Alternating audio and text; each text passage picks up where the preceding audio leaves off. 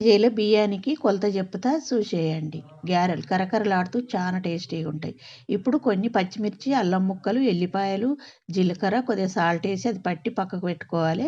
ఇప్పుడు 2 కేజీల బియ్యపు పిండిని ఒక బేసన్లో వేసుకొని అందులో బబ్బెరపప్పు, శనగపప్పు, పల్లీలు, నువ్వులు, కొత్తిమీర, మన ఉల్లికాడలు, 1 స్పూన్ కారము, 2 స్పూన్ల సాల్టు వేసుకొని అంత ఒక్కసారి కలపాలి. మనం పచ్చిమిర్చి వేసినాం కాబట్టి నేను 1 స్పూన్ వేసిన కారము, మనం పట్టుకున్న పచ్చిమిర్చి పేస్ట్ సుత వేసుకొని అంత ఒక్కసారి అట్లా కలుపుకోవాలి.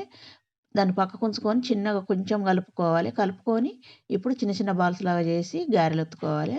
మనం పూరి మిషన్ ఉంటుంది కదా, దాని మీదనైనా చేతనైనా ఒత్తుకోవచ్చు. అట్లా చేసుకొని వీటినన్నీ ఒక 10, 20 చేసుకున్నాక మనం వీటిని ఆయిల్లో వేసి డీప్ ఫ్రై చేసుకోవాలి. కొన్ని ఒక వాయికి చేసే కాలేలోపు ఇంకొక వాయికి చేసి ఉంచుకోవాలి. చూడండి టేస్టీ అయిన గారెలు కరకరలాడుతూ చాలా బాగుంటాయి. నచ్చిందంటే లైక్ చేయండి.